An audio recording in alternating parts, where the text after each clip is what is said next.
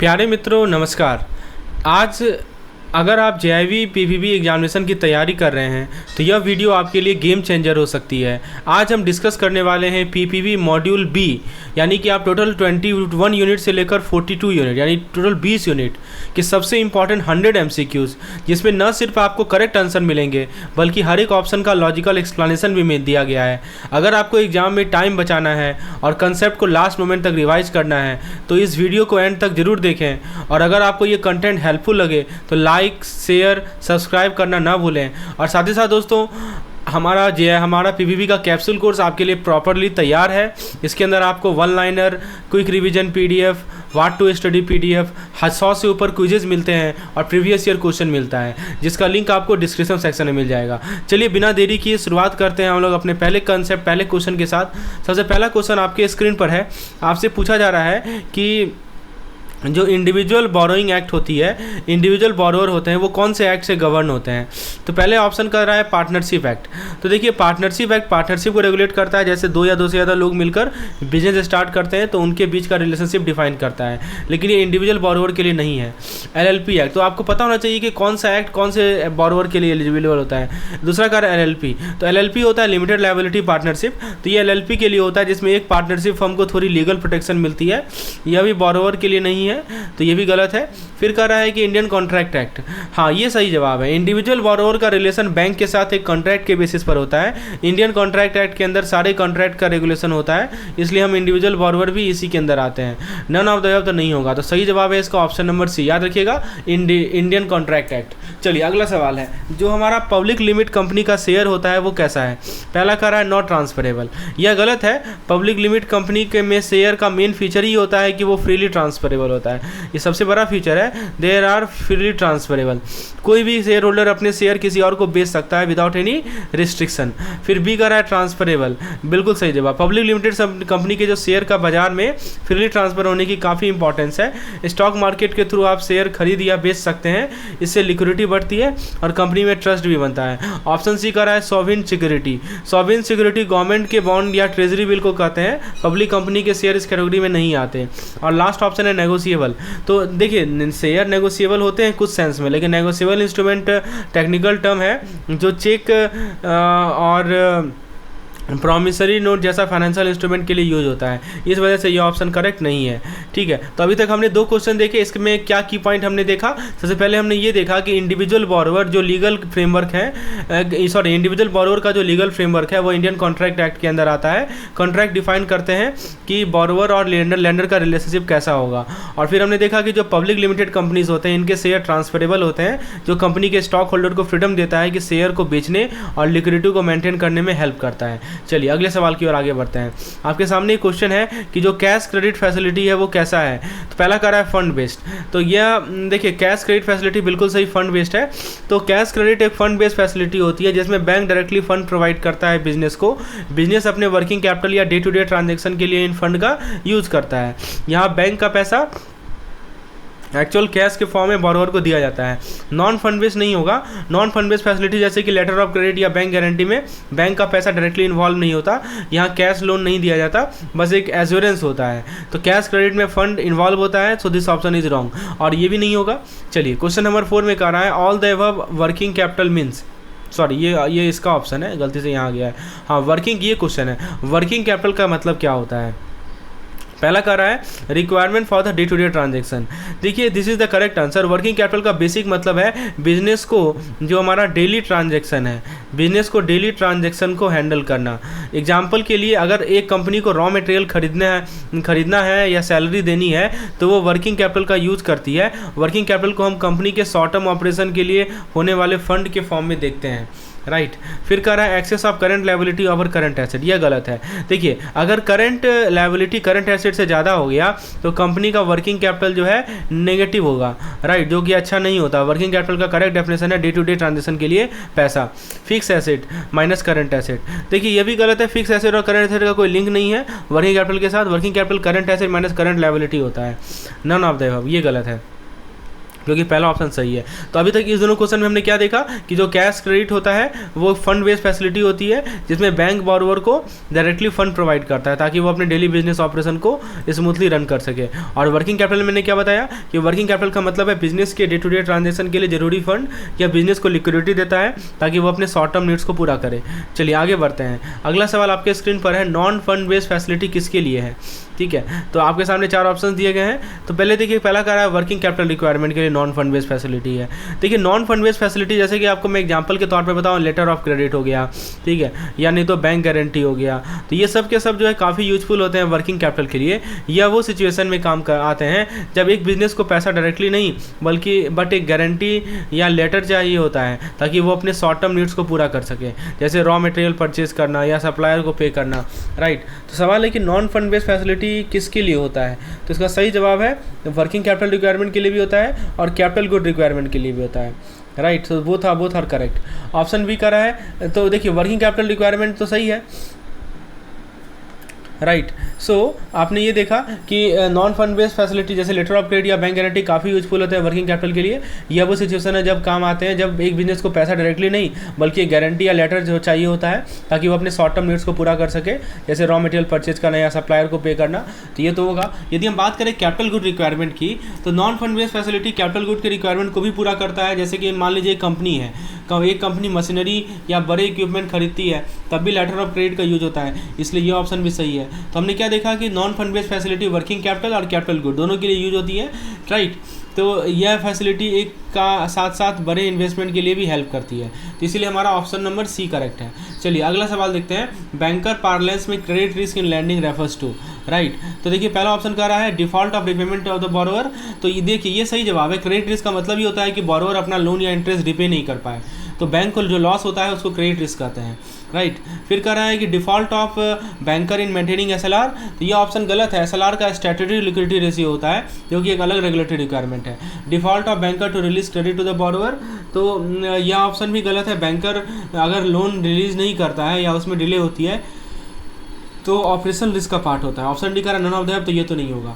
दोस्तों जैसा कि हमने INIFS में देखा, हमारे कैप्सूल कोर्स से बहुत सारे लोगों ने सक्सेस पाया है और इस कैप्सूल कोर्स के अंदर हर एक वो कंटेंट दी गई है जो कि कम समय में आपको इफेक्टिव रिवीजन करने में हेल्प करेगी, चाहे वो वन लाइनर फॉर्मेट में हो, चाहे वो हमारा WTS हो यानी व्हाट टू स्टडी PDF हो, या तो हमारा क्विक रिवीजन सेशंस का PDF हो, या हमारा क्विजेज हो। क्विजेज को आप कहीं भी दे सकते हैं जिसके माध्यम से आप अपने प्रैक्टिस को चेक कर सकते हैं, और प्रीवियस ईयर क्वेश्चन, ये सब के सब हमारे WTS हमारे कैप्सूल कोर्स में अवेलेबल है।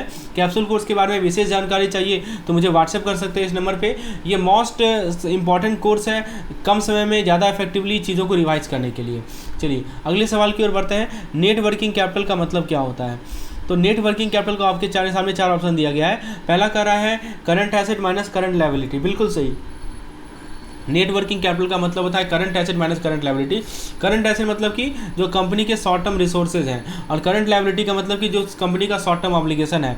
यह नेट वैल्यू बताता है कि कंपनी के पास अपने डे टू डे ऑपरेशन को हैंडल करने के लिए कितना एक्स्ट्रा पैसा बचा है, right. On fund minus goodwill, ये ऑप्शन गलत है। ऑन फंड और गुडविल का नेटवर्क कैपिटल से कोई लेना देना नहीं है। गुडविल एक इंटेंजिबल एसेट है जो बैलेंस शीट पे होता है, और लेकिन वर्किंग कैपिटल डायरेक्टली एसेट और लायबिलिटी से रिलेट करता है। ऑप्शन सी कह रहा है use of asset plus source of fund, ये भी गलत है। एसेट और फंड के सोर्स का कॉम्बिनेशन नेट वर्किंग कैपिटल को डिफाइन नहीं करता है। तो याद रखिएगा नेट वर्किंग कैपिटल का मतलब ही होता है total current asset minus current liability. Next question है कि आपका वर्किंग कैपिटल का सोर्स क्या क्या है, what are the sources of working capital. चलिए ऑप्शन देखते हैं। पहला ऑप्शन कह रहा है trade credit plus unsecured loan plus deposit. देखिए ट्रेड क्रेडिट, अनसिक्योर्ड लोन और डिपॉजिट सभी वर्किंग कैपिटल के सोर्सेज हैं।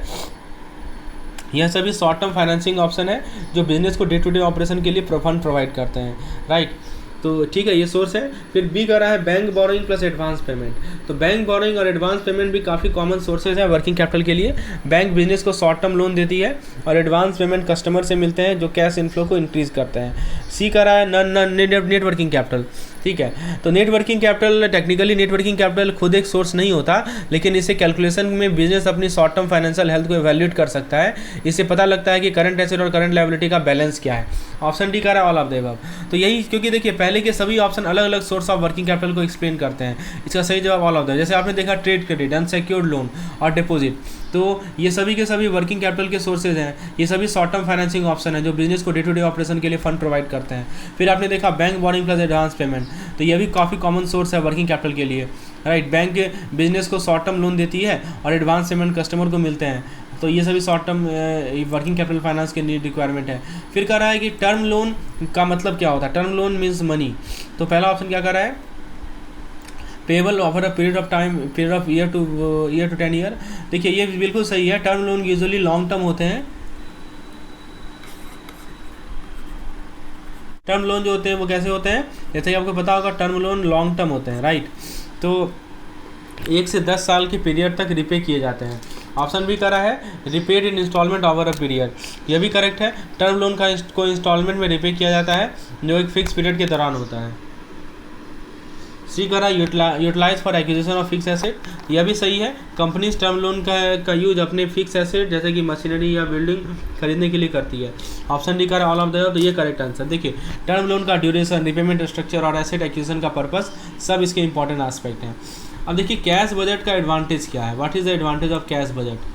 Okay, so first option is borrower has to plan the cash requirement, सही है। कैश बजट बोरोवर को हेल्प करता है कि अपने कैश फ्लो को प्लान करने में, जिससे बिजनेस स्मूथली चल सके। पी करा है banker can spot a danger sine signal quickly, यह भी करेक्ट है। कैश बजट को देखकर बैंकर जल्दी से देख सकता है कि कहीं बिजनेस फाइनेंशियल ट्रबल में तो नहीं है और उस हिसाब से स्टेप क्या लिया जा सकता है, राइट। ऑप्शन सी करा है कि banker can plan his resources to meet credit demand, देखिए ये भी सही है। कैश बजट से बैंकर अपने रिसोर्सेज को इफेक्टिवली प्लान कर सकता है ताकि वो टाइमली क्रेडिट डिमांड को मीट कर सके। और ऑप्शन डी क्या कर रहा है, ऑप्शन डी कर रहा है ऑल ऑफ द, तो यही सही जवाब है। कैश बजट के से एडवांटेज में बोरोवर और बैंकर दोनों को लिए बेनिफिट है। तो आपने क्या क्या बेनिफिट देखा, borrower has to plan the cash requirement, right. तो कैश बजट बोरोवर को हेल्प करता है कि अपने कैश फ्लो को प्लान करने में, ये कीवर्ड है प्लान करना। फिर बी में क्या बताया आपको कि कैश बजट को देखकर बैंकर आज जल्दी से देख सकता है कि कहीं बिजनेस ट्रबल में तो नहीं है, डेंजर सिग्नल को देख सकता है। और सी मैंने बताया कि कैश बजट से बैंकर अपनी रिसोर्सेज को इफेक्टिवली प्लान कर सकता है। तो ये मतलब सब के सब ऑप्शन सही है। चलिए आगे बढ़ते हैं। अगला सवाल है MCLR को कौन डिसाइड करता है, बहुत अच्छा सवाल है। तो हमने अभी बताया कि MCLR को डिसाइड करते हैं बैंक खुद, ठीक है। फिर सवाल है कि RBI has not prescribe prudential ceiling for exposure of bank to, right, very good question.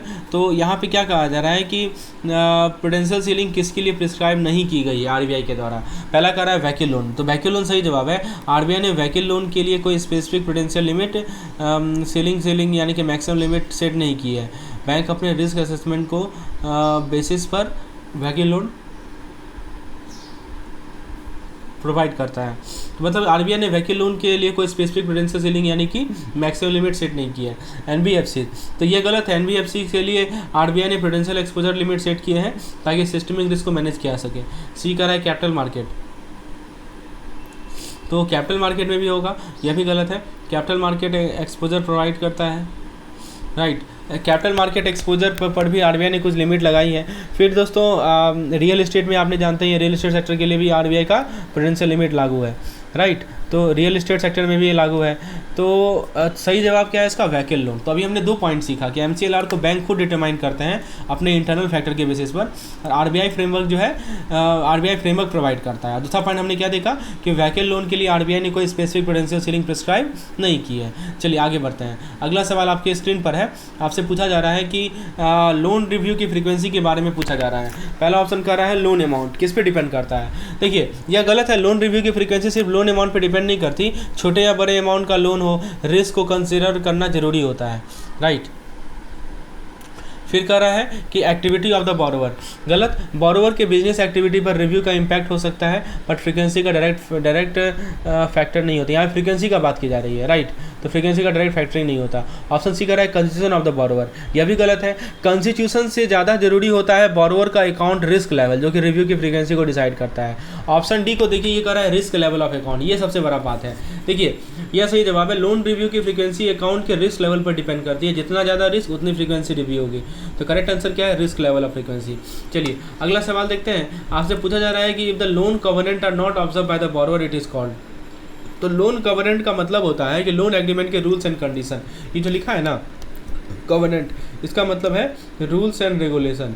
क्या सवाल पूछा जा रहा है कि लोन के रूल्स एंड रेगुलेशन यदि बॉरोवर एब्जॉर्ब नहीं करते हैं, राइट, तो इसको क्या कहा जाएगा। पहला कह रहा है वायलेशन, तो ये ऑप्शन थोड़ा कन्फ्यूजिंग हो सकता है। बताइए क्यों कन्फ्यूजिंग है, क्योंकि वायलेशन और ब्रीच के बीच सब्टल डिफरेंस होता है, लेकिन लोन कवर्नेंट का कंटेक्स्ट में इवेंट ऑफ डिफॉल्ट का टर्म यूज होता है। ऑप्शन बी का है इवेंट ऑफ डिफॉल्ट, बिल्कुल सही जवाब। जब बॉरोवर लोन के कंडीशन फॉलो नहीं करते तो technically event of default declare किया जाता है। इस केस में लैंडर अपने एक्शन ले सकते हैं और जैसे कि क्या ले सकते हैं, डिमांड रिपेमेंट। ऑप्शन सी का है ब्रीच, तो यह टर्म सही लग सकता है, लेकिन लोन एग्रीमेंट में फॉर्मल इवेंट जो होता है वो होता है event of default. Option D का रहा है मोर नॉन कॉम्प्लाइंस। देखिए यह भी गलत है, नॉन कॉम्प्लाइंस एक जनरल टर्म है, लेकिन फॉर्मल फाइनेंशियल एग्रीमेंट में इवेंट ऑफ डिफॉल्ट ज़्यादा एक्यूरेट टर्म है, राइट। तो सही जवाब क्या है, इवेंट ऑफ डिफॉल्ट। तो अभी तक हमने दो क्वेश्चन देखे, 3 और 4 आप देख सकते हैं। इसका क्या मेन सार निकलता है, मेन पॉइंट क्या निकलता है, हमने ये देखा कि लोन रिव्यू का फ्रीक्वेंसी अकाउंट के रिस्क लेवल पर डिपेंड करता है, जितना ज़्यादा रिस्क उतना ज़्यादा रिव्यू फ्रीक्वेंसी।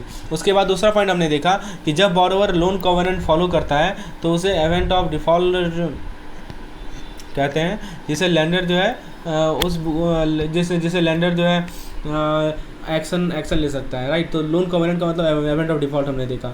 चलिए अगले क्वेश्चन की ओर बढ़ते हैं। Let's see the next question that we have, question number 5। So for education loan of 3 lakh the margin amount required is, बहुत अच्छा सवाल है। देखिए पहला ऑप्शन कर रहा है 30,000, 45,000। देखिए सबसे पहली बात 30,000, यह ऑप्शन गलत है। मार्जिन अमाउंट कैसे भी हो एजुकेशन लोन में है, एजुकेशन लोन में कई बार मार्जिन अमाउंट नहीं लगता, तो ये ऑप्शन सही नहीं है। उसके बाद कह रहा है कि 45,000, तो 45,000 भी गलत है, 15,000 भी गलत है। सही जवाब है नील, क्योंकि कई बैंक एजुकेशन लोन पर मार्जिन अमाउंट नहीं देते, स्पेशली अगर लोन 4 लाख से कम का हो तो इस केस में मार्जिन अकाउंट नील है, ठीक है। फिर सवाल है कि the nature of charge created,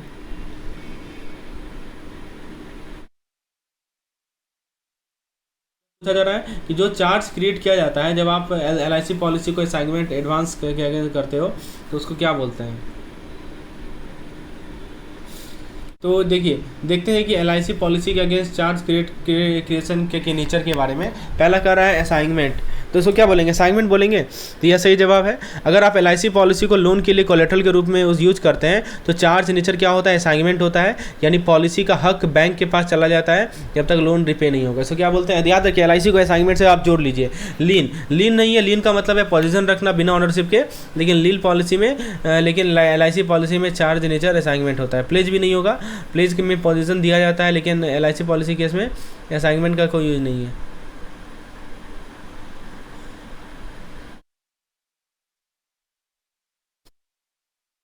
तो इसका सही जवाब क्या है, असाइनमेंट, ठीक है। जब भी LIC पॉलिसी के अगेंस्ट एडवांस दिया जाता है तो उसको उसके चार्ज जो क्रेडिट उसके असाइनमेंट बोलते हैं। अगला सवाल है कि जो डॉक्यूमेंट्स हैं हमारा, तो हमने 2 चीज़ देखा है पिछले स्लाइड में कि 3 लाख तक एजुकेशन लोन पर मार्जिन रिक्वायर्ड नील, इसका मार्जिन रिक्वायरमेंट नील होता है। और फिर हमने देखा हमारा document of title to goods है वो कहाँ डिफाइंड है, तो इंडियन कॉन्ट्रैक्ट एक्ट होगा, नहीं, गलत है, क्योंकि इंडियन कॉन्ट्रैक्ट एक्ट के फ्रेमवर्क को इंडियन कॉन्ट्रैक्ट एक्ट कॉन्ट्रैक्ट के फ्रेमवर्क को डिफाइन करता है, लेकिन गुड्स की टाइटल डॉक्यूमेंट नहीं, ठीक है। फिर कह रहा है नेगोशिएबल इंस्ट्रूमेंट एक्ट नहीं, ट्रांसफर ऑफ प्रॉपर्टी एक्ट, यह भी गलत है। Transfer of property act property transfer को गवर्न करता है। सेल्स ऑफ गुड एक्ट इसका सही जवाब है, ठीक है। देखिए इस एक्ट में गुड्स का टाइटल डॉक्यूमेंट की क्लियर डेफिनेशन दी गई है, जो कि कॉमर्शियल ट्रांजेक्शन में यूज होता है। चलिए अगले सवाल की ओर बढ़ते हैं। आपसे अगले सवाल में पूछा जा रहा है कि जो हमारा सेक्शन 19 सब सेक्शन 2 है उसके टर्म्स में, ये बैंकिंग रेगुलेशन एक्ट का सेक्शन है, no banking company shall hold share in any company whether as pledge,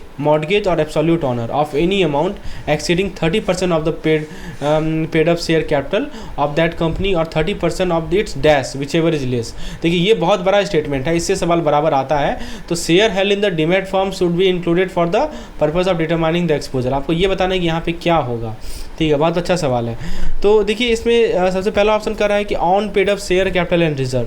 देखिए ये सही जवाब है कि जो हमारा सेक्शन 19 सब सेक्शन 2 है ना, वो कहता है कि किसी भी बैंकिंग कंपनी को किसी दूसरे कंपनी का पेड अप शेयर कैपिटल या रिजर्व का 30% से ज़्यादा शेयर नहीं रखना चाहिए, ठीक है। तो दोनों का, अपना खुद का पेड अप शेयर कैपिटल या रिजर्व का, इसका 30% से ज़्यादा शेयर नहीं रखना चाहिए। टेंजिबल नेटवर्थ नहीं होगा, क्योंकि यह गलत है। टेंजिबल नेटवर्थ का कंसेप्ट बैंकिंग रेगुलेशन में है, इसलिए, लेकिन यह स्पेसिफिक सेक्शन का पार्ट नहीं है। फिर हमारा ऑप्शन सी कर रहा है रिस्क वेटेड एसेट, ये भी नहीं होगा। ऑप्शन डी भी नहीं होगा। तो on paid up share capital का मैं फिर से रिपीट कर दूं, मैं क्या बोल रहा हूं कि किसी भी सेक्शन 19 सब सेक्शन 2 कहता है कि किसी भी बैंकिंग कंपनी को किसी दूसरे कंपनी के पेड अप शेयर कैपिटल या रिजर्व का 30% से ज़्यादा शेयर नहीं रखना चाहिए। ठीक है, अगला सवाल देखते हैं। Loan against the security of the share debenture and PSU bond to individual should not exceed the limit of dash per individual borrower if the securities are held in the demat form. ठीक है, तो क्या मतलब हुआ इसे समझिए। इसका अच्छा एक बार हम दोनों कॉन्सेप्ट को रिवाइज कर लेते हैं। पहले हमने क्या बताया आपको कि जो documents of title to good है इसका definition sales of goods act में है और जो कमर्शियल ट्रांजेक्शन को गवर्न करता है। फिर मैंने यहाँ बताया कि बैंकिंग रेगुलेशन एक्ट 1949 के सेक्शन 19 सब सेक्शन 2 कहता है कि बैंकिंग कंपनी को किसी दूसरे कंपनी में शेयर का 30% से ज़्यादा नहीं रखना चाहिए जो on paid up share capital and reserve का 30% या इससे कम हो। ठीक है, चलिए अगला सवाल आपके कह रहा है कि loan against the security of share right debenture and PSU bond to individual should not exceed the limit of. ठीक है, तो कितना का लिमिट है। ठीक है, पर इंडिविजुअल बॉरोवर पहला कह रहा है 10 लाख, ये गलत है, इस लिमिट से थोड़ा ज़्यादा लोन दिया जाता है। 15 लाख ये भी गलत है। 20 लाख बिल्कुल सही है। ध्यान दीजिएगा, जो भी लोन है डीमैट सिक्योरिटी के अगेंस्ट राइट, यही नहीं कह रहा है कि loan against demat securities right. तो जो भी लोन है डीमैट सिक्योरिटी के केस में लिमिट 20 लाख तक होती है पर इंडिविजुअल बॉरोवर। इसका मतलब ये है कि अगर आपके पास शेयर डिवेंचर या PSU बॉन्ड है तो आप 20 लाख तक का लोन ले सकते हैं। ठीक है, ये लिमिट पर इंडिविजुअल दिया हुआ है। तो आप यदि आपके पास, मैं फिर से रिपीट कर दूं कि यदि आपके पास शेयर डिवेंचर या PSU बॉन्ड है तो आप 20 लाख तक का लोन ले सकते हैं राइट। तो यही पॉइंट यहाँ बताया जा रहा है। नेक्स्ट क्वेश्चन है आपके सामने कि loan against minor term deposit. तो लोन जो है माइनर टर्म डिपॉजिट के अगेंस्ट क्या होगा। आपके सामने 4 ऑप्शन दिए गए हैं। ठीक है, तो क्या होगा बताइए। लोन अगेंस्ट पहला कह रहा है कि can be granted if the document are signed if the minor are completed age of 14 year. ये ऑप्शन क्या लगता है, ये ऑप्शन गलत है। माइनर की कंट्रेक्चुअल कैपेसिटी नहीं होगी, इसलिए सिर्फ एज के बेसिस पे लोन नहीं दिया जा सकता। So this is wrong. Can not be granted under any circumstance as the minor does not have any contractual capacity. Option B ये भी गलत है, माइनर के अगेंस्ट लोन नहीं दिया जा सकता, लेकिन आप अगर गार्जियन के थ्रू हैं तो एक्सेप्शन तो है। ठीक है, फिर ऑप्शन सी कह रहा है कि can be granted to the guardian of the minor if it is for the necessity of the minor. देखिए ये ऑप्शन सी जो है वो सही है, क्योंकि अगर माइनर के टर्म डिपॉजिट के अगेंस्ट लोन चाहिए तो ये गार्जियन के थ्रू दिया जा सकता है, लेकिन यह सिर्फ माइनर की नेसेसिटी के लिए होना चाहिए ये टर्म डिपॉजिट। ऑप्शन डी कह रहा है कि can be granted only with the permission of court. इसमें कोर्ट की परमिशन की कोई ज़रूरत यहाँ पे नहीं है। तो अभी तक हमने 2 पॉइंट क्लियर किए। ये स्लाइड में हमने ये देखा कि जो लोन होता है, लोन अगेंस्ट सिक्योरिटी, चाहे वो शेयर हो, डिवेंचर हो, PSU बॉन्ड हो, ठीक है, तो वो डीमैट फॉर्म में जो लोन होता है वो हमारे 20 लाख लिमिट है, 20 लाख पर बॉरोवर, उससे ज़्यादा एक्सीड नहीं करेगा। ये पहला पॉइंट क्लियर हुआ right. It should not exceed 20 lakh पर बॉरोवर। और दूसरा पॉइंट हमने अभी क्लियर किया कि जो माइनर के टर्म डिपॉजिट है उसके अगेंस्ट जो लोन दिया जाता है उसको गार्जियन को दिया जा सकता है माइनर के नेसेसिटी के लिए, क्योंकि माइनर के पास कोई कॉन्ट्रेक्चुअल कैपेसिटी नहीं होता है। तो ऐसा नहीं है कि आप माइनर को लोन नहीं दे सकते हैं राइट। चलिए, बट गार्जियन के किसके कारण गार्जियन को दिया जाएगा, ना कि माइनर को दिया जाएगा। चलिए अगला सवाल है कि जो LTV रेशियो होता है लोन अगेंस्ट गोल्ड ज्वेलरी, पूछा जाता है LTV रेशियो कितना। LTV क्या होता है, loan to value ratio right. तो ऑप्शन नहीं कर रहा है 50% गलत है, क्योंकि LTV रेशियो गोल्ड ज्वेलरी के लिए नहीं होता। ठीक है, फिर 75% बिल्कुल सही जवाब। देखिए गोल्ड ज्वेलरी के अगेंस्ट यदि आप लोन लेने पर बैंक आपको 75% का LTV रेशियो देते हैं। इसका मतलब कि अगर आपकी गोल्ड ज्वेलरी की वैल्यू 1 लाख है राइट, तो आपको 75,000 जो है का लोन मिल सकता है। यही होता है हमारा LTV रेशियो राइट। तो आपका वैल्यू कितना है गोल्ड का, उसके हिसाब से आपको कितना लोन मिल सकता है। फिर अगला है 185 नहीं होगा। नेक्स्ट क्वेश्चन है कि जो usual form of contract of agency होता है वो किसके माध्यम से होता है। पहला कह रहा है पावर ऑफ अटॉर्नी, यह सही जवाब है। एजेंसी कॉन्ट्रैक्ट का कॉमन फॉर्म होता है पावर ऑफ अटॉर्नी। इसमें क्या होता है कि जो हमारे एजेंट होते हैं, पावर ऑफ अटॉर्नी की बात की जा रही है, इसमें एजेंट को क्या होती हैं कि कुछ स्पेसिफिक राइट्स दिए जाते हैं। Agents is given some specific right और किसी और की तरफ से काम करने के लिए। इंडेमनिटी बॉन्ड नहीं होगा, क्योंकि इंडेमनिटी बॉन्ड ऑप्शन गलत है। इंडेमनिटी बॉन्ड का पर्पज़ किसी लॉस से प्रोटेक्शन देना होता है, लेकिन ये एजेंसी कॉन्ट्रैक्ट नहीं होता। गारंटी बॉन्ड भी नहीं होगा, क्योंकि गारंटी बॉन्ड में एक पार्टी दूसरी पार्टी के लिए किसी ऑब्लिगेशन को पूरा करने का प्रॉमिस करती है। ठीक है, और नन ऑफ द अबव तो नहीं होगा। चलिए, तो अभी तक हमने जो 2 क्वेश्चन देखे इस स्लाइड में उसको समराइज़ कर लेते हैं। हमने ये देखा कि जो LTV रेशियो होता है लोन अगेंस्ट गोल्ड ज्वेलरी वो 75% है, मतलब आप जो है टोटल ज्वेलरी के वैल्यू का 75% बोरो कर सकते हैं। और जो कॉन्ट्रैक्ट ऑफ एजेंसी का जो यूजुअल फॉर्म होता है वो पावर ऑफ अटॉर्नी के माध्यम से होता है, जो कि एजेंट को अथॉरिटी देता है कि वो दूसरे के बिहाफ में एक्ट करे। फिर दोस्तों नेक्स्ट क्वेश्चन है कि जो पॉनी है वो गोल्ड को बेच सकता है यदि पॉनर नहीं बेच पाए तो। पहला ऑप्शन कह रहा है फॉल्स। देखिए ये ऑप्शन गलत है। पॉनी के पास ये राइट होता है कि अगर पॉनर अपने ड्यूज़ नहीं चुकाता तो वो गुड्स को बेच सकता है, तो फॉल्स तो नहीं होगा। फिर ऑप्शन बी कह रहा है ट्रू। देखिए बिल्कुल सही जवाब है। अगर पॉनर पेमेंट नहीं करता है तो पॉनी को गुड्स बेचने का हक होता है ताकि अपने लोन का रिकवरी कर सके। यह पॉनी का एक लीगल राइट है under the Indian contract act. Option B question next question कह रहा है कि the bailee can keep the goods bailed to him and he did not return the same to the bailor. देखिए यह option false गलत है, sorry false सही जवाब है, क्योंकि बेली को गुड्स को वापस बेलर को रिटर्न करना होता है जब उसका काम खत्म हो जाता है। अगर बेली गुड्स को रख लेगा और रिटर्न नहीं करेगा तो यह ब्रीच ऑफ कॉन्ट्रैक्ट कहलाएगा। ट्रू तो नहीं होगा, राइट। तो अभी तक हमने 2 पॉइंट देखे। पहला पॉइंट ये देखा कि जो पॉनी होते हैं वो गुड्स बेच सकते हैं यदि पॉनर ने पेमेंट नहीं किया तो, right. Pawnee can sell the goods if the pawnor fail to pay.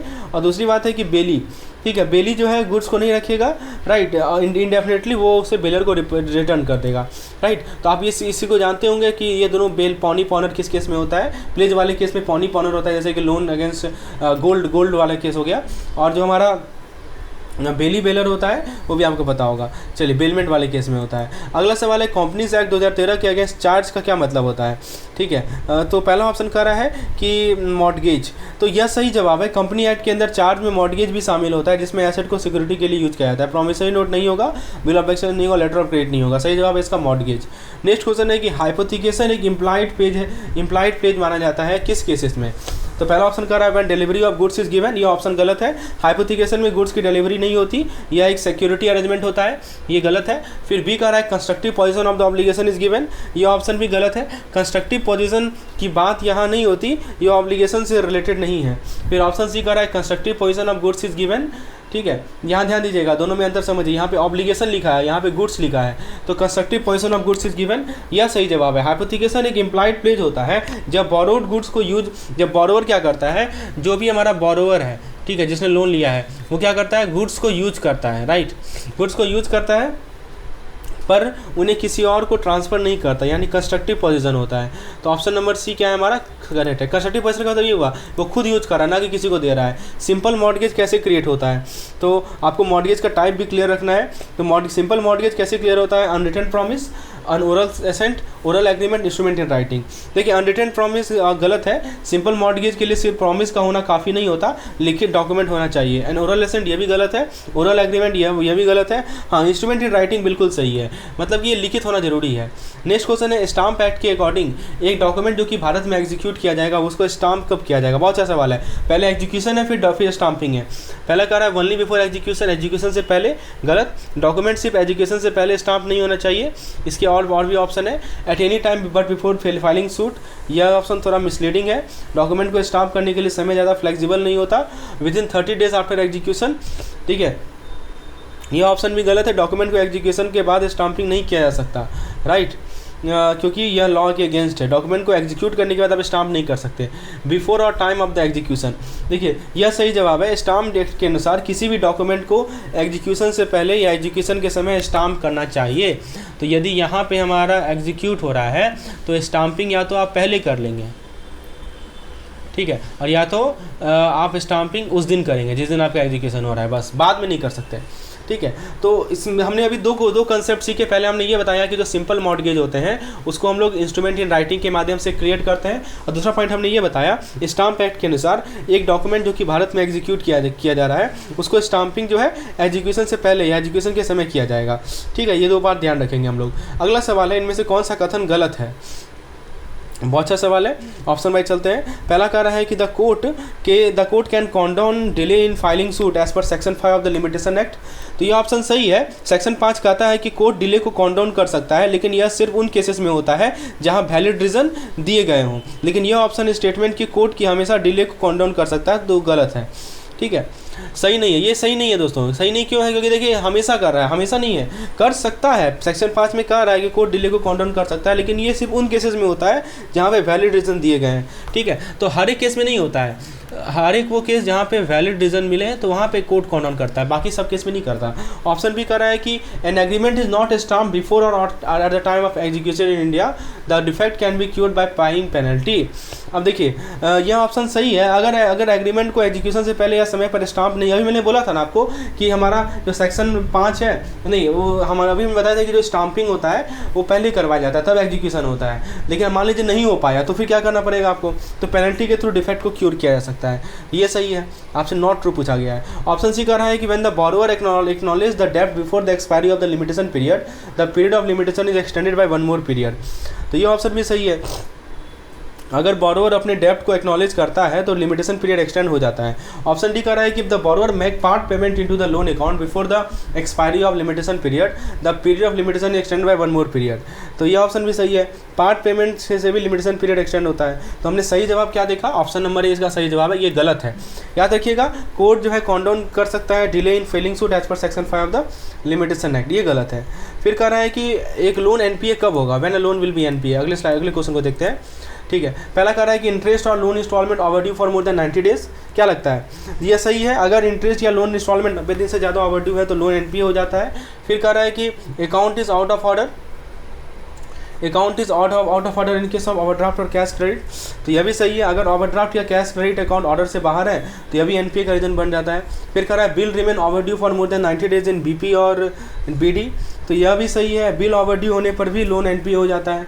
और कह रहा है एनी ऑफ द अबव, तो any of the all of the above ये ऑप्शन सही है, तीनों ऑप्शन एनपीए के लिए वैलिड रीजन है। देखिए समझिए, बिल के केस में 90 दिन से ज़्यादा ओवरड्यू होना, ठीक है, और ओवरड्राफ्ट और कैश क्रेडिट केस में आउट ऑफ ऑर्डर होना, और जो इंटरेस्ट और लोन इंस्टॉलमेंट है वो 90 दिन से ज़्यादा ओवरड्यू हो, तो तीनों के तीनों केस में लोन हमारा एनपीए हो जाएगा, राइट। तो अभी तक हमने जो 2 क्वेश्चन देखा उसमें की पॉइंट ये है कि कोर्ट जो है कंडोन कर सकता है सूट फाइलिंग में डिले को, और ये ट्रू नहीं है as per the section 5 of the limitation act. और लोन एनपीए में कब क्लासीफाई होगा अभी हमने देखा। फिर अगला सवाल है कि जो डायरेक्ट एडवांस एग्रीकल्चर और एसएमई सेक्टर के को दिया जाता है अंडर स्टैंडर्ड एसेट कैटेगरी, उसमें प्रोविजनिंग कितनी होती है। तो प्रोविजनिंग बहुत इंपॉर्टेंट टॉपिक है, देखिए इसका याद रख लीजिए, इसका सही जवाब है 0.25%। तो याद रखिएगा डायरेक्ट एडवांस टू एग्रीकल्चर और एसएमई के लिए स्टैंडर्ड एसेट कैटेगरी में प्रोविजन का रेट है 0.25% यानी 14%। इसका मतलब है कि बैंक को यह परसेंटेज रिजर्व रखनी होती है ताकि किसी भी लोन डिफॉल्ट होने पर उसको यूज कर सके, मतलब एक्स्ट्रा रिजर्व रखना पड़ता है। प्रोविजनिंग का मतलब यही होता है, राइट। चलिए एक सब स्टैंडर्ड एसेट क्या का मतलब क्या होता है जो कि एनपीए रहा है कितने पीरियड के लिए। देखिए सब स्टैंडर्ड एसेट का मतलब ये होता है, सब स्टैंडर्ड एसेट वैसा एसेट होता है जो एनपीए के रूप में 12 महीना तक रहा हो। इसका मतलब कि अगर किसी एसेट का स्टेटस एनपीए है और वो 12 महीना के अंदर है तो वो क्या माना जाएगा, सब स्टैंडर्ड माना जाएगा। फिर ऑप्शन क्वेश्चन नंबर 4 कह रहा है कि provision required on 8 month old sub standard asset of wilful defaulter is. अब देखिए प्रोविजनिंग का परसेंटेज आपसे पूछा गया है कि 8 मंथ ओल्ड 8 महीना पहला 8 महीना का ओल्ड सब स्टैंडर्ड एसेट है विलफुल डिफॉल्टर का, उसे प्रोविजनिंग कितना चाहिए। बहुत अच्छा सवाल है। तो देखिए अगर एक एसेट सब स्टैंडर्ड है और विलफुल डिफॉल्टर के रूप में है तो 8 महीने के बाद प्रोविजन 25% की जरूरी होगी। यह ऐसा इसलिए क्योंकि बैंक को यह रिस्क हो जाता है कि बोरोवर अपनी ऑब्लिगेशन को फुलफिल नहीं करेगा, इसलिए इसका जो प्रोविजनिंग है वो बढ़ा दिया जाता है। तो अभी तक हमने 2 पॉइंट क्लियर किए। पहला पॉइंट ये देखा कि जो डायरेक्ट एडवांस होता है एग्रीकल्चर और एसएमई में स्टैंडर्ड एसेट में, ध्यान दीजिएगा हम लोग बात कर रहे हैं किसकी, एग्रीकल्चर की या एसएमई की, और खासकर किस केस में बात कर रहे हैं, स्टैंडर्ड एसेट के केस में। उस केस में प्रोविजनिंग कितना होता है 0.25%। ये पहला पॉइंट हमने देखा। उसके बाद हमने देखा कि सब स्टैंडर्ड एसेट का मतलब क्या होता है कि जिसके पे एनपीए जो है रिमेनिंग हो for a period less than equal to 12 month. और तीसरा पॉइंट हमने देखा कि 8 month old sub standard asset में जो प्रोविजनिंग रिक्वायरमेंट है विलफुल डिफॉल्टर का वो कितना है 25%। तो प्रोविजनिंग वाला जो टेबल है उसको आप रिकॉल कर लीजिए। आप हमारे टेलीग्राम चैनल के साथ जुड़ सकते हैं, डिस्क्रिप्शन में टेलीग्राम चैनल का लिंक अवेलेबल है, मैंने वहाँ पर टेबल डाल रखा है। चलिए एक सवाल है डॉक्ट्राइन ऑफ इलेक्शन कब आएगा, बहुत अच्छा सवाल है। अच्छा उससे पहले डीआरटी के बारे में भी एक सवाल है। क्वेश्चन में पूछा जा रहा है कि DRT consist of bench of 3%। यह गलत है, डीआरटी में एक सिंगल मेंबर यानी कि एक जज होता है जो केसेस को सुनता है, इसलिए यह स्टेटमेंट फॉल्स है। फिर कह रहा है कि for recovery the recovery officer can adopt the same method as adopted for recovery of income tax under income tax act. यह स्टेटमेंट सही है। रिकवरी ऑफिसर को रिकवरी के लिए इनकम टैक्स के प्रोविजन के इस्तेमाल करने की इजाज़त होती है। इसका मतलब है कि अगर कोई बॉरोवर अपनी ड्यूज़ नहीं चुकाता तो recovery officer income tax recovery का मेथड जैसे कि attachment of property, bank account का इस्तेमाल करके रिकवरी कर सकता है। फिर कह रहा है डॉक्ट्राइन ऑफ इलेक्शन कब आता है, तो देखिए डॉक्ट्राइन ऑफ इलेक्शन ऑप्शन ये कह रहा है कि व्हेन देयर एग्जिस्ट टू और मोर रेमेडीज़। देखिए यहाँ लिखा जा रहा है व्हेन देयर एग्जिस्ट टू और मोर रेमेडीज़। क्या लगता है ये ऑप्शन आपको? देखिए ये ऑप्शन सही है लेकिन यह कंप्लीट नहीं है, केवल रेमेडीज़ होने से डॉक्ट्राइन नहीं अप्लाई नहीं होता। ऑप्शन बी कह रहा है when there is inconsistency between remedies, यह भी सही है लेकिन यह भी पूरा नहीं है। ऑप्शन सी कह रहा है when there is choice available to the party to opt for one of them, यह भी सही है लेकिन सिर्फ चॉइस होने से भी डॉक्ट्राइन अप्लाई नहीं होता। ऑप्शन डी कह रहा है when all the aforesaid element are present in the case, बिल्कुल सही बात। ध्यान दीजिएगा डॉक्ट्राइन ऑफ इलेक्शन तब अप्लाई होती है जब सभी एलिमेंट प्रेजेंट हो, दो या दो से ज़्यादा एलिमेंट रेमेडीज़ हो, उनमें इनकन्सिस्टेंसीज हो और पार्टी के पास एक ऑप्शन हो उनमें से किसी एक को चूज़ करने का, इसलिए जवाब ऑप्शन नंबर डी है। तो हमने 3 पॉइंट अभी देखे। पहला हमने देखा डीआरटी के बारे में, डेट रिकवरी ट्रिब्यूनल, इसके अंदर एक सिंगल जज होते हैं। फिर हमने देखा कि जो रिकवरी ऑफिसर होते हैं वो अडॉप्ट कर सकते हैं same method as adopted for recovery of income tax.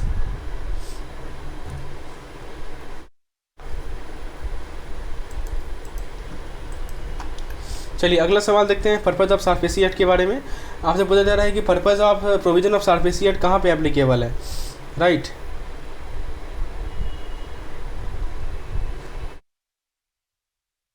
I think I miss something. अच्छा ये छूट गया है, पहले इसको कर लेते हैं। पूछा जा रहा है कि जो एक्ट में पीरियड स्टुपुलेटेड है सिक्योरिटी इंटरेस्ट का डिटेल फाइल करने के लिए सेंट्रल रजिस्ट्री का, वो कितने दिन का होता है, ठीक है। तो सिक्योरिटी इंटरेस्ट के डिटेल फाइल करने का पीरियड कितना होता है दोस्तों, तो याद रखिएगा वो 30 दिन का होता है, ठीक है। लेकिन अगर हम स्पेसिफिक एक्ट की बात करें तो इसका एग्जैक्ट आंसर होगा डी, ठीक है।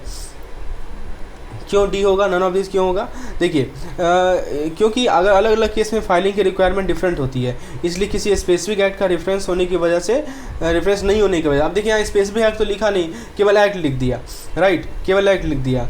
तो यह क्वेश्चन बहुत इंपॉर्टेंट है, यदि एक्ट लिखा जाए, ठीक है, तो लेकिन ध्यान रखें कि हर एक्ट का अपना प्रोविज़न होता है, तो इस केस में में आप जरूर चेक करें। फिर कह रहा है कि क्या हायर परचेज और लीज कॉन्ट्रैक्ट सार्फेसी एक्ट के अंदर कवर है। आप ये दोनों को जानते हैं ना, हायर परचेज और लीज कॉन्ट्रैक्ट क्या होता है। जैसे कि हायर परचेज में एक हायरर होता है, एक हायरी होता है, राइट, और एक लीज कॉन्ट्रैक्ट में लेसर और लेसी का कंसेप्ट होता है। तो क्या ये दोनों सार्फेसी एक्ट के अंदर कवर्ड है? तो यह क्वेश्चन रेलिवेंट है। सार्फेसी एक्ट का एम है फाइनेंशियल इंस्टीट्यूशन को रिकवरी के लिए पावर देना, और यह हायर परचेज और लीज कॉन्ट्रैक्ट को भी कवर करता है। इसका मतलब है कि अगर किसी बॉरोवर ने लीज या हायर परचेज अरेंजमेंट किया है तो अपने पेमेंट नहीं कर रहा है, तो बैंक या फाइनेंशियल इंस्टीट्यूशन इस एक्ट के प्रोविजन को इस्तेमाल कर सकती है, राइट। चलिए अगला सवाल है कि सार्फेसी एक्ट का प्रोविजन जो है कहाँ पे अप्लाई होता है, ये बहुत इंपॉर्टेंट सवाल है, ठीक है। तो आपके सामने पहला ऑप्शन है, कर रहा है प्लेज गुड। तो ये क्वेश्चन क्रूशियल है। सार्फेसी एक्ट की प्रोविजन उन सिक्योरिटीज़ पे लागू होती है जो क्रेडिटर को चार्ज की गई है लेकिन उनकी पोजीशन क्रेडिटर के पास नहीं है। इसका मतलब है कि अगर क्रेडिटर ने किसी प्रॉपर्टी पर चार्ज क्रिएट किया है लेकिन वो प्रॉपर्टी उनके पास नहीं है तो सार्फेसी एक्ट का प्रोविजन अप्लाई होंगे। तो आप देखिए ऑप्शन क्या कर रहा है, pledge good only mortgage property, security that are not otherwise charge to the creditor, security charge to the creditor not in position of the creditor. बिल्कुल सही बात है, ऑप्शन नंबर डी होगा। तो वैसा सिक्योरिटी जो कि जिस पे चार्ज क्रिएट किए गए हैं, राइट, ऑनर के द्वारा, और लेकिन उस पर पोजीशन में नहीं है। आईपी क्या होता है, इंसॉल्वेंसी प्रोफेशनल क्या होते हैं।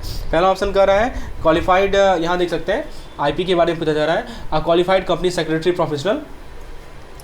फिर कर रहा है person who hold a professional qualification such as CA, ICWA company secretary, an eligible person who enrol with solvency professional agency, an eligible person who registered with IBBI and enrol with IPA। देखिए insolvency professional वो होता है जो IBBI का full form बता सकते हैं आप क्या होता है, insolvency and bankruptcy board of India. तो देखिए मैं क्या बोल रहा हूँ आपको कि जो मैं बोल रहा हूँ आपको IP के बारे में, तो IP वो पर्सन होता है जो IBBI के साथ रजिस्टर्ड होता है और किसी इंसॉल्वेंसी प्रोफेशनल एजेंसी, एक वर्ड आप सुनेंगे IPA क्या होता है, insolvency professional agency, insolvency professional agency IPO को बोलते हैं। मैं फिर से रिपीट कर रहा हूँ कि इंसॉल्वेंसी प्रोफेशनल वो होता है जो IBBI के साथ रजिस्टर होता है और किसी इंसॉल्वेंसी प्रोफेशनल एजेंसी का मेंबर भी होता है, यानी उनके पास प्रोफेशनल क्वालिफिकेशन, जैसे कि प्रोफेशनल क्वालिफिकेशन क्या होता है, CA, ICWA या कंपनी सेक्रेटरी होना चाहिए, लेकिन रजिस्ट्रेशन और मेंबरशिप होना ज़रूरी है ताकि वो इंसॉल्वेंसी प्रोसीडिंग को इफेक्टिवली हैंडल कर सके। तो हमने 2 की पॉइंट यहाँ पे देखे कि सारफेसी एक्ट का जो प्रोविजन है वो एप्लीकेबल होता है उन सिक्योरिटीज़ पे जो कि क्रेडिटर को चार्ज किया गया है और क्रेडिटर के पोजीशन में नहीं है। और दूसरी बात, आईपी यानी इंसॉल्वेंसी प्रोफेशनल एक पर्सन होता है जो कि आईबीबीआई से रजिस्टर्ड होता है और आईपीएस से इनरोल्ड होता है। तो इसका सही जवाब क्या है, यहाँ देख सकते हैं, an individual person who enrolled with insolvency professional agency as member. Option number D perfect है इसके लिए। आईबीबीआई से रजिस्टर्ड होना और आईपीएस से इनरोल होना, ये दोनों चीज़ का रिक्वायरमेंट होता है। अब देखिए जो हमारा आईबीसी 2016 है, इसका प्रोविज़न कहाँ पे अप्लाई होता है?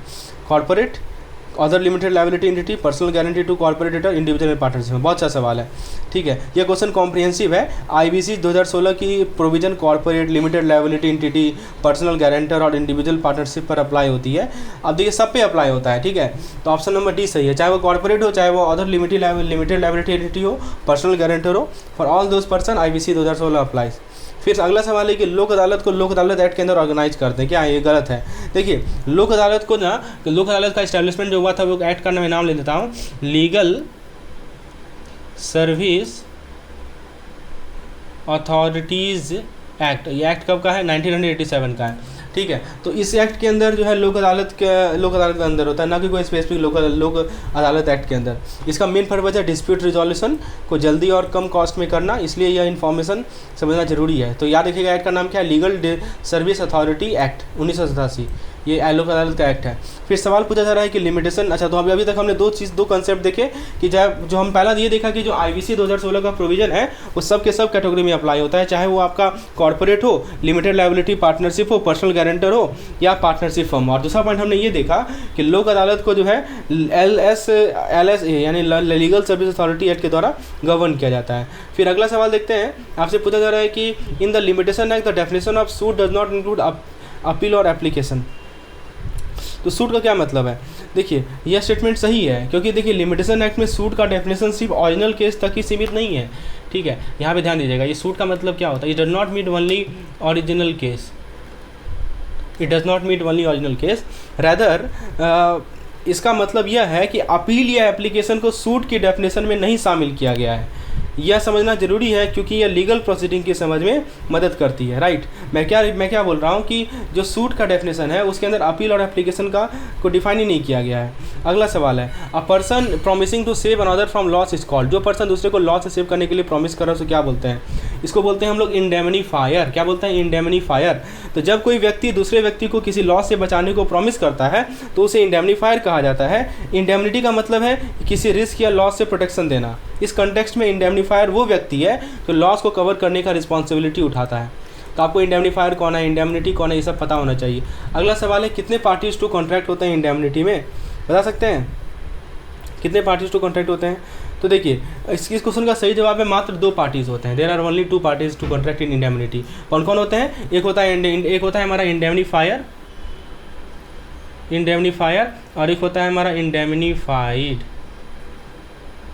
तो ये क्या करता है? तो इंडेमनीफायर जो लॉस से बचाता है और दूसरी इंडेमनीफाइड जो लॉस से अफेक्टेड होता है, ठीक है। यह समझना जरूरी है क्योंकि यह बेसिक स्ट्रक्चर है इंडेमनिटी कॉन्ट्रैक्ट का। उसके बाद पूछा जा रहा है कि indemnifier liability in the contract of indemnity is, कैसा लायबिलिटी है? तो इंडेमनीफायर की जो लायबिलिटी है इंडेमनिटी कॉन्ट्रैक्ट में वो प्राइमरी होती है। इसका मतलब है कि इंडेमनीफायर सबसे पहले अपनी रिस्पॉन्सिबिलिटी उठाता है जब भी इंडेमनीफाइड को लॉस होता है। इसलिए ये इंपॉर्टेंट है क्योंकि इंडेमनिटी का पर्पज़ ही है लॉस को कवर करना। तो अभी तक हमने जो कंसेप्ट देखा उसमें 2 चीज़ देखा कि इंडेमनिटी कॉन्ट्रैक्ट में 2 पार्टीज होते हैं, एक इंडेमनीफायर और एक इंडेमनीफाइड। दूसरा पॉइंट मैंने ये बताया कि इंडेमनीफायर की लायबिलिटी प्राइमरी होती है, यानी वो पहले लॉस को कवर करता है। चलिए अगले सवाल की ओर, अगले स्लाइड की ओर आगे बढ़ते हैं और भी कुछ सवाल देखते हैं। फ्रेंड्स सवाल है आपके सामने कि इनमें से कौन सा कथन जो है सही है। चलिए ऑप्शन वाइज बात करते हैं। पहला ऑप्शन कह रहा है कि देयर आर 3 पार्टीज, ठीक है। There are 3 parties to a contract of indemnity, indemnifier, indemnity holder and the person on the whose behalf indemnity is given. अभी मैंने बताया था कि 2 ही पार्टी होते हैं, तो ये तो नहीं होगा। फिर कह रहा है कि indemnifier liability occur if the indemnity holder suffer loss, ये बिल्कुल सही, अभी हमने देखा है। Customer as a matter of right and without any indemnity can obtain duplicate of demand draft और ट्रैवलर थिंग, नहीं, आपको इंडेमनिटी देना ही पड़ेगा, राइट। तो देखिए इंडेमनिटी कॉन्ट्रैक्ट में 3 पार्टीज नहीं होते, सिर्फ 2 पार्टी होते हैं, इंडेमनीफायर और इंडेमनिटी होल्डर, या इंडेमनीफाइड बोल सकते हैं आप। इंडेमनीफायर की लायबिलिटी तब होती है जब इंडेमनिटी होल्डर को लॉस होता है। तीसरी स्टेटमेंट गलत है, क्योंकि कस्टमर को डुप्लीकेट डिमांड ड्राफ्ट या ट्रैवलर चेक के लिए इंडेमनिटी देनी पड़ती है, और यहाँ कह रहा नहीं देनी पड़ती, इसीलिए गलत है। और फोर्थ में कह रहा है कि indemnities are required by bank purely as a formality and does not serve any other purpose, तो ये भी गलत है, क्योंकि बैंक इंडेमनिटी को फॉर्मेलिटी से ज़्यादा महत्वपूर्ण मांगता है, जैसे रिस्क मैनेजमेंट में, राइट। तो हमारा सही जवाब क्या है, कौन सा सही है, तो ऑप्शन नंबर 2 सही है, तो ये बी नंबर ऑप्शन सही होगा, 2 ओनली। तो आपको कंसेप्चुअल क्लैरिटी होना चाहिए, तब जाके इस तरह के सवाल को आप सॉल्व कर पाएंगे, और मैक्सिमम क्वेश्चन इस तरह के आएंगे, मैं गारंटी लेता हूँ इस तरह के क्वेश्चन आने वाले एग्जामिनेशन में। तो अब अगला सवाल आप देख सकते हैं कि in a contract of guarantee the liability of surety is secondary. देखिए ये सवाल क्या कर रहा है कि कॉन्ट्रैक्ट ऑफ गारंटी में श्योरिटी की लायबिलिटी सेकेंडरी होती है। इसका मतलब है कि श्योरिटी तभी लायबल होगा जब, आप देखिए इसमें भी 2 चीज़ होता है, एक होता है हमारा प्रिंसिपल डेटर और एक होता है हमारा श्योरिटी। तो प्रिंसिपल और डेटर प्राइमरी लायबिलिटी होता है, ठीक है। फिर कह रहा है कि anything done for the benefit of principal debtor is a sufficient consideration to the surety for the giving the guarantee. तो क्या कर रहे हैं कि अगर कोई भी काम प्रिंसिपल डेटर के लिए किया गया है तो यह श्योरिटी के लिए गारंटी देने के काफ़ी है। ये कंसेप्ट गारंटी के फ्रेमवर्क को समझने में मदद करती है। चलिए कुछ सवाल देख लेते हैं। श्योरिटी को और क्या कहा जाता है, इंडेमनीफायर, बेलर, गारंटर या बेली। तो देखिए श्योरिटी का दूसरा नाम है गारंटर और इसकी लायबिलिटी को एक्सटेंसिव होती है, ये याद रखिएगा। ये अगला क्वेश्चन यही है कि श्योरिटी की लायबिलिटी जो है कैसी होती है। ऑप्शन दिया है को एक्सटेंसिव, प्राइमरी और सेकेंडरी, तो को एक्सटेंसिव होती है, ठीक है। तो इसका मतलब ये होता है कि यह श्योरिटी की रिस्पॉन्सिबिलिटी प्रिंसिपल डेटर की तरह ही होती है, ठीक है। यह टर्म गारंटी कॉन्ट्रैक्ट में बहुत ही महत्वपूर्ण है। तो ऐसा नहीं कि श्योरिटी की लायबिलिटी सेकेंडरी मानी जाएगी, नहीं, उसकी लायबिलिटी भी को एक्सटेंसिव मानी जाती है। तो एक बार की पॉइंट्स को समराइज कर लें। मैंने आपको बताया कि इंडेमनिटी कॉन्ट्रैक्ट में 2 पार्टीज होते हैं, इंडेमनीफायर और इंडेमनिटी होल्डर। और इंडेमनीफायर की लायबिलिटी तभी होती है जब इंडेमनिटी होल्डर को लॉस होता है। कॉन्ट्रैक्ट ऑफ गारंटी में श्योरिटी की लायबिलिटी सेकेंडरी होती है और श्योरिटी को गारंटर भी कहा जाता है और उसकी लायबिलिटी को एक्सटेंसिव होती है प्रिंसिपल डेटर से। चलिए उसके बाद अगला सवाल आप देख सकते हैं कि बैंक गारंटी में बैंक पेमेंट करता है कब। आपके सामने 4 ऑप्शन दिए गए हैं। Being convinced that the beneficiary has incurred loss. देखिए बैंक गारंटी के केस में बैंक को सिर्फ बेनिफिशियरी की तरफ से डिमांड पर पेमेंट करना होता है, चाहे कोई लॉस हुआ हो या ना हुआ हो। यह एक स्ट्रॉन्ग एश्योरेंस होती है कि जो बैंक बेनिफिशियरी को देती है, ठीक है। क्या करना है दोस्तों, बैंक गारंटी के केस में जो बेनिफिशियरी है यानी जो लाभार्थी है उसको क्या करना है, उसको डिमांड पर पेमेंट करना होता है बैंक को, दैट्स ऑल। तो ऑप्शन क्या कर रहा है कि bank convince that the beneficiary has incurred loss, being sued by the beneficiary, the guarantee being invoked after seeing the concurrence of the debtor, merely on the demand. Yes correct. देखिए bank guarantee में bank payment तुरंत कर देगी, जब जैसे ही beneficiary demand करेंगे तुरंत payment मिल जाएगा। चलिए अगला सवाल देखते हैं। आपके सामने है कि जिस केस में कंपनी जिसके बिहाफ में बैंक गारंटी इन्वोक किया गया उसको वाज इशूड, ध्यान दीजिएगा, the company on whose behalf the invoked bank guarantee was issued. एक कोई कंपनी है ए मान लीजिए, उसके बिहाफ में बैंक गारंटी इशू किया जाए और वो कंपनी लिक्विडेशन में चला जाए तो बैंक क्या करे। अब सोचिए कंपनी है, मान लीजिए जेपी लिमिटेड कंपनी है और बैंक ने गारंटी इशू किया उस कंपनी के लिए, अब वो कंपनी ही लिक्विडेशन में चला जाए, दिवालिया हो जाए, तो बैंक क्या करे। तो पहला ऑप्शन कह रहा है कि must make payment to the liquidator and not to the beneficiary. B कह रहा है must deposit the amount in the court to avoid any controversy. C कह रहा है कि बेनिफिशियरी को पेमेंट कर दे और डी कह रहा है कि पेमेंट करना ही नहीं है क्योंकि बैंक गारंटी लैप्स हो गया, एप्लीकेंट लिक्विडेट हो गया। तो क्या सही जवाब है, बहुत अच्छा सवाल है। इसका सही जवाब है मस्ट पे द बेनिफिशियरी। देखिए अगर कंपनी जो गारंटी के लिए लायबल है यदि वो कंपनी लिक्विडेट हो जाती है तब भी बैंक को बेनिफिशियरी को पेमेंट करनी होती है, यह एक कॉन्ट्रैक्ट के रूप में है और बैंक की रिस्पॉन्सिबिलिटी होती है कि वो बेनिफिशियरी को उसका हक दे। तो इन दोनों क्वेश्चन में हमने क्या सीखा, पहला पॉइंट हमने ये देखा कि बैंक गारंटी में बैंक को सिर्फ बेनिफिशियरी की डिमांड पर पेमेंट करना होता है और कंपनी के लिक्विडेशन के केस में भी बैंक को बेनिफिशियरी को ही पेमेंट करना है। चलिए अगला सवाल देखते हैं। The person in whose favour a bank guarantee is issued, यानी जिस पर्सन के फेवर में बैंक गारंटी को इशू किया जाता है उसको क्या बोलते हैं, इशूअर, बैंकर, इंडेमनीफायर या बेनिफिशियरी। बताइए क्या बोलेंगे उसको। देखिए जब कोई भी बैंक गारंटी इशू होती है तो उसके फेवर में जो व्यक्ति होता है उसे हम बेनिफिशियरी कहते हैं, यानी जिसको बैंक को पैसा देना है। बेनिफिशियरी को गारंटी के टर्म्स के अकॉर्डिंग पेमेंट मिलती है अगर उन्हें ज़रूरत पड़ी तो। जैसे कोई बेनिफिशियरी आएगा वो डिमांड करेगा बैंक से कि लाओ पैसा, तो बैंक को देना पड़ेगा पैसा, दैट्स द पॉइंट। अगला सवाल है कि लेटर ऑफ क्रेडिट किसके रिक्वेस्ट पे ओपन होता है। बहुत अच्छा सवाल है। आपके सामने 4 ऑप्शन दिए गए हैं। देखिए लेटर ऑफ क्रेडिट को खोलने का काम एप्लीकेंट का होता है, राइट। अब आप पूछेंगे एप्लीकेंट कौन है, ठीक है। तो एप्लीकेंट वही व्यक्ति होता है जो गुड्स या सर्विस के लिए पेमेंट करने का समर्थन करता है, राइट। जैसे कि आप एक्सपोर्टर इंपोर्टर में बात करें तो कौन कौन यहाँ पे एप्लीकेंट है, ऑब्वियसली जो इंपोर्ट कर रहा है, राइट। चलिए अगला सवाल है कि जो एलसी इशूइंग बैंक है उसको और क्या बोलते हैं। तो ऑप्शन देखिए, importer bank, opening bank, advising bank, confirming bank बिल्कुल नहीं, नेगोशिएटिंग बैंक, नॉमिनेटेड बैंक नहीं, रिम्बर्समेंट नहीं। इसका सही जवाब है इंपोर्टर बैंक या ओपनिंग बैंक। ध्यान दीजिएगा, जो बैंक लेटर ऑफ क्रेडिट को इशू करता है उसे हम इंपोर्टर बैंक या ओपनिंग बैंक, सिंपल सी बात है। एप्लीकेंट हो गया इंपोर्टर और इंपोर्टर के साइड की जो बैंक है उसको इंपोर्टर बैंक कहाएगा। या ओपनिंग बैंक इसलिए कहते हैं क्योंकि वही एलसी इशू करता है, इसलिए ओपनिंग एलसी ओपनिंग बैंक बोलते हैं। अब देखिए एक बहुत अच्छा सवाल है आपके सामने। अभी तक हमने 3 पॉइंट कवर किए, एक बार इसको रिकॉल कर लेते हैं। पहला पॉइंट क्या बताया, बैंक गारंटी का व्यक्ति बेनिफिशियरी होता है। दूसरा पॉइंट क्या बताया कि लेटर ऑफ क्रेडिट को खोलने का रिक्वेस्ट एप्लीकेंट करता है। तीसरा पॉइंट क्या बताया कि एलसी इशूइंग बैंक को इंपोर्टर बैंक या ओपनिंग बैंक भी कहा जाता है। अगला सवाल है कि एडवाइजिंग बैंक की रिस्पॉन्सिबिलिटी क्या होती है। देखिए आपके सामने पहला ऑप्शन कह रहा है कि to inform the issuing bank as to whom to issue the letter of credit. Option B कह रहा है to advise the buyer the dispatch of the document by the seller. Option C कह रहा है टू इन्फॉर्म द बेनिफिशियरी और seller about the letter of credit.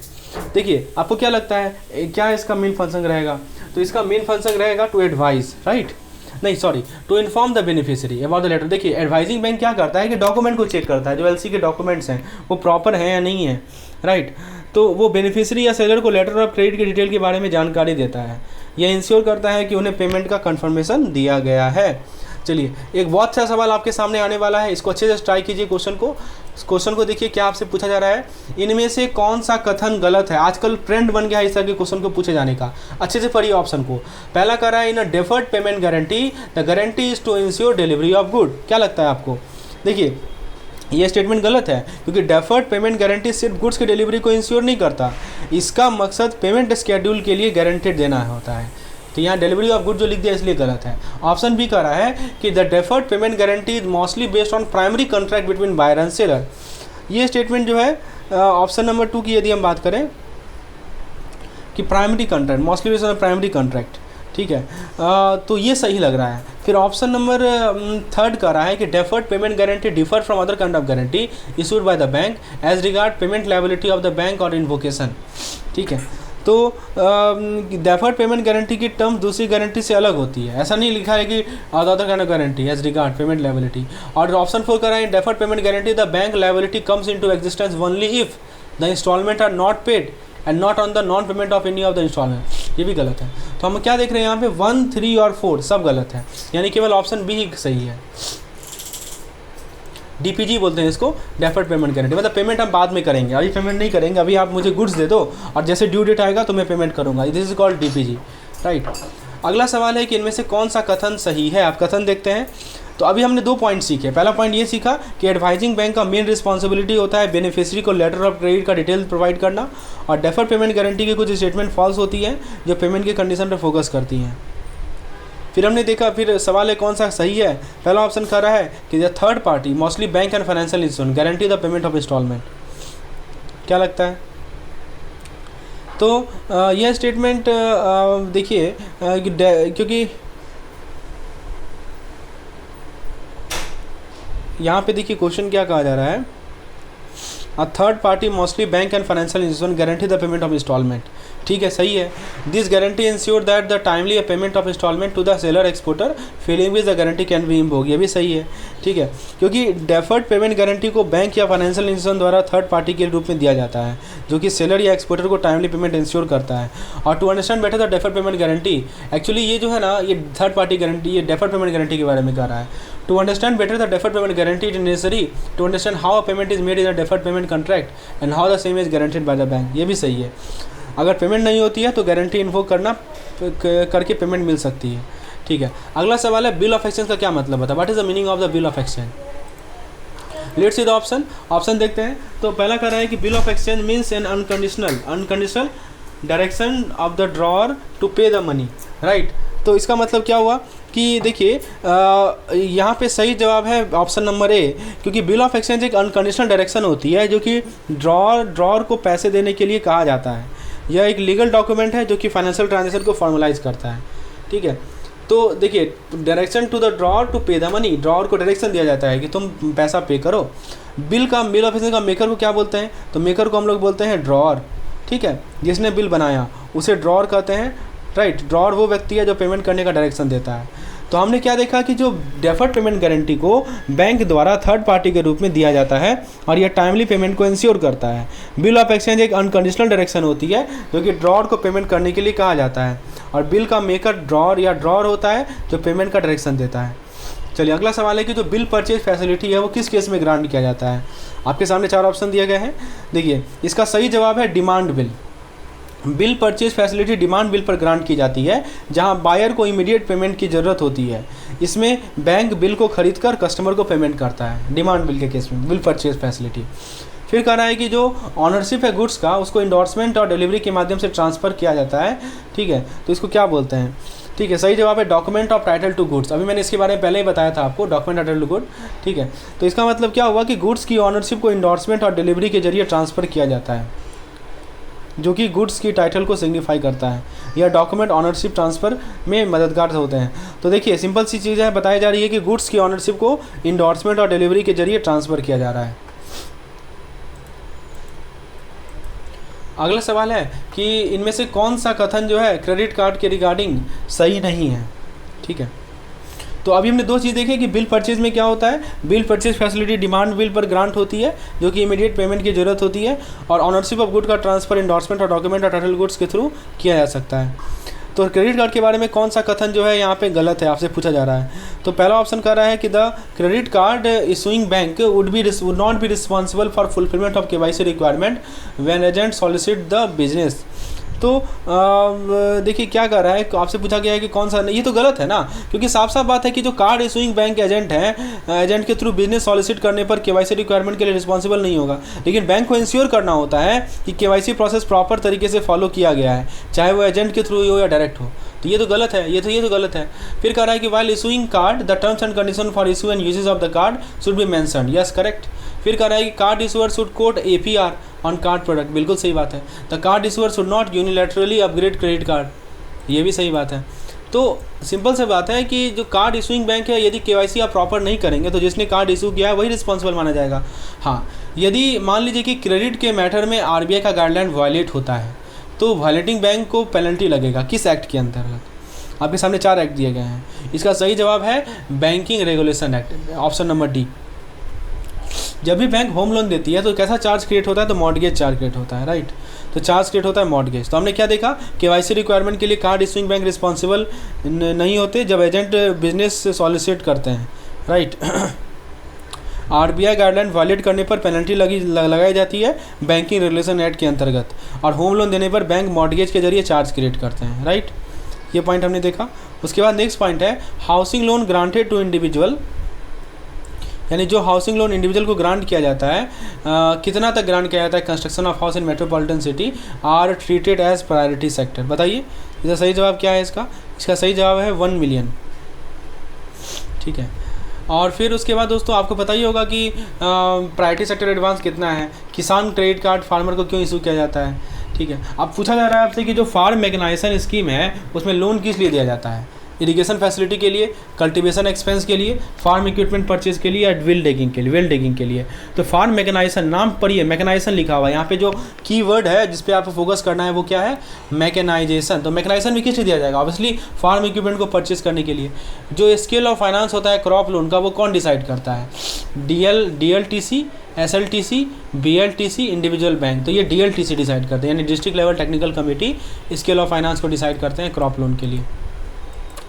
फिर अगला सवाल है कि ब्रॉयलर ऑपरेशन पोल्ट्री फार्मिंग के अंदर कितने डे ओल्ड चिक्स को ग्रो किया जाता है। याद कर लीजिए इसको, 1 दिन का। बैंक जो है वर्किंग क्या एक्सटेंड करता है NBFC को, working capital, term loan, bank guarantee for obtaining deposit या बोथ ANB।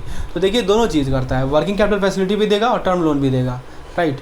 अगला सवाल है कि इनमें से कौन सा NBFC का कैटेगरी है जिसको RBI से रजिस्टर्ड करना है, NBFC एग्जेम्प्टेड नहीं है, ठीक है। तो सही जवाब है हाउसिंग फाइनेंस कंपनी। बाकी mutual benefit company, chit company, Nidhi company, इन सभी को एग्जाम्पशन मिला है RBI से रजिस्टर करना, लेकिन ये जो हाउसिंग फाइनेंस कंपनी है उसको तो रजिस्टर करना ही पड़ेगा।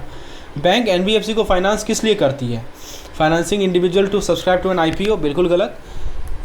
अनसिक्योर्ड लोन टू कॉर्पोरेट नहीं, फाइनेंसिंग सेकेंड हैंड एसेट। हाँ, सेकेंड हैंड एसेट को फाइनेंस करने के लिए बैंक जो है NBFC को फाइनेंस कर सकती है। अगला सवाल है माइक्रो इंटरप्राइज में प्लांट एंड मशीनरी में इन्वेस्टमेंट कितना होता है? ये याद कर लीजिए, ये सवाल कॉमन है, ठीक है। तो माइक्रो स्मॉल मीडियम में कितना कितना का लिमिट होता है? तो 1 करोड़ तक का होता है। माइक्रो में 5, 1, 5, 10, ठीक है। मीडियम इंटरप्राइज में इन्वेस्टमेंट कितना ज़्यादा नहीं होगा। देखिए अभी जो है अब क्लासिफिकेशन जो है वो 2 चीज़ के बेसिस पे है, राइट, टर्नओवर, इन्वेस्टमेंट। तो टर्नओवर के बेसिस पे और इन्वेस्टमेंट के बेसिस पे जो क्लासिफिकेशन, जैसे माइक्रो में आपने कितना देखा, 1 करोड़ का है लिमिट, और मीडियम में कितना होता है इन्वेस्टमेंट, ठीक है। तो ऑब्वियसली वो होता है हमारा 50 करोड़।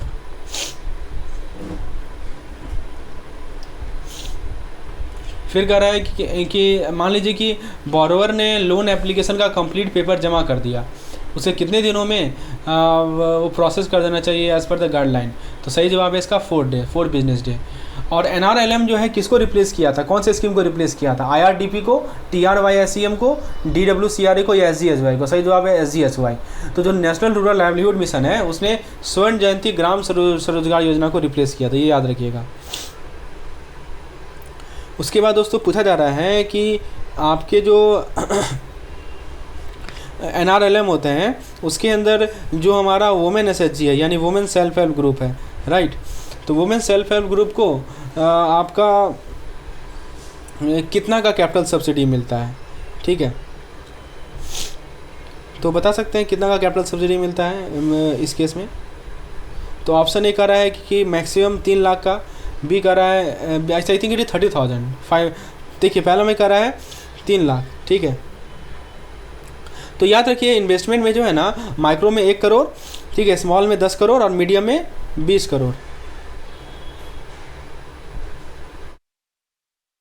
पहले अलग था, पहले इन्वेस्टमेंट, अभी इन्वेस्टमेंट और टर्नओवर में कर दिया इन्होंने, ठीक है। इन्वेस्टमेंट माइक्रो का 1 करोड़ से कम होता है, जैसे कि हमने पिछले केस में देखा है, ठीक है। और फिर टर्नओवर जो है 100 करोड़ से कम होता है। तो 1, 10, 50 और 5, 50, 100। चलिए उसके बाद दोस्तों नेक्स्ट जो हमारा कंसेप्ट है वो वुमेन SHG को कितना का इंटाइटल्ड होता है NRLM के अंदर? तो interest subvention of loan up to maximum 3 lakh. SEPG of NULM national urban livelihood mission, अब bank will sanction maximum loan of how much, कितना लाख का सैंक्शन करेगी?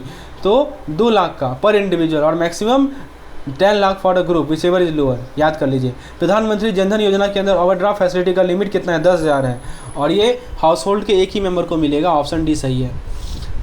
कौन सा बुक जो है मेंटेन करना is not compulsory for SHG? Minute book maintain करना है, सेविंग और लोन रजिस्टर मेंटेन करना है, मेंबर के पासबुक को मेंटेन करना है, लेकिन विजिटर बुक को मेंटेन नहीं करना है। और जो बैंक का लैंडिंग होता है SHG में वो मैक्सिमम किस रेशियो में होगा? 1:4 में। तो फ्रेंड्स ये था हमारा 100 क्वेश्चन का सेट। होपफुली आपने इसे एंजॉय किया होगा। वीडियो को लाइक कीजिए, चैनल को सब्सक्राइब कीजिए, और यदि आपको कैप्सूल कोर्स की रिक्वायरमेंट है, जैसा कि मैंने आपको बताया है कि कैप्सूल कोर्स बहुत ही इंपॉर्टेंट कोर्स है रिवीजन के लिए, फाइनल रिवीजन के लिए, तो मुझे आप व्हाट्सएप कर सकते हैं इस नंबर पर। धन्यवाद।